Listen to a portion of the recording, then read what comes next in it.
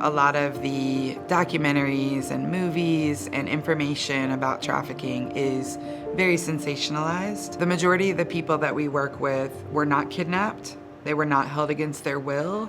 There wasn't shackles. They weren't in a closet somewhere. They met their trafficker thinking it was their boyfriend. It was already a member of their family, or it was some close friend or relative, friend of the family, something like that. Hardly anybody that I've worked with over the years was trafficked by somebody they didn't know. The average age of someone entering the life of sex trafficking is only 14 years old. We know that you can hardly see many people who are being trafficked each and every day, because from dating apps to social media apps and just the amazing growth of technology, traffickers are using that each and every day to take and exploit people, and that's whether it's children or adults alike. So typically the Johns are middle class or upper class men with disposable income. So it's anyone that you would know that you are friends with. A lot of people who hear about trafficking, they're appalled. Sometimes they're frozen. They don't want, I think I don't want to know about this anymore. They don't know what to do. First time I saw the very first girl, my heart melted because I knew what she had been through. And I was also very afraid because I'm looking at this person, Sue, very vulnerable, but yet trusting us to help her. And I'm like, I don't know how this is gonna work. People think of human trafficking as a violent crime, a sexual crime, but they often forget to see it as a psychological crime. When I first met my trafficker, I did not feel loved by many men in my life. When he told me I was beautiful and he loved me, I took the bait. And all those years I was chasing love. I was trying to fill a hole in my heart that I now know only God can fill. I spent a lot of years trying to fill that hole with a lot of things. Attention from men, substances, alcohol, perfection, performance, fill in the blank. I'm not sure what I would do or be without him as my Heavenly Father. Everything worked together. So the hard, the hurt, the yucky, all of that unknown to me back then was working together for such a time as this. There would be no way that I could be as effective in my job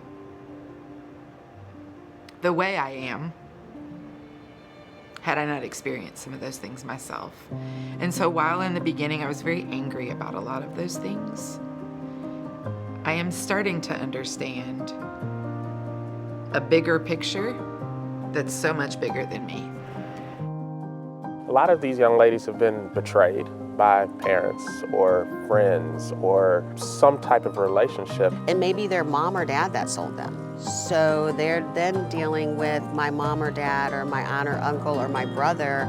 What did I do to deserve this? So you're having to reform the mindset of what it is to be loved. We work with the residential program director and we figure out what type of foods they like to eat because we do want to do things that they want. When you meet them, you realize these are just teenage girls who have been dealt a bad hand with life, and you just want to pour into them. This work sometimes can feel so overwhelming and heartbreaking, of course, and yet for me, I get to see our participants discover who they are and build lives that make them feel like they're worth living. There's some initial trauma that may have happened in their life, whether it's when they were a baby or middle school.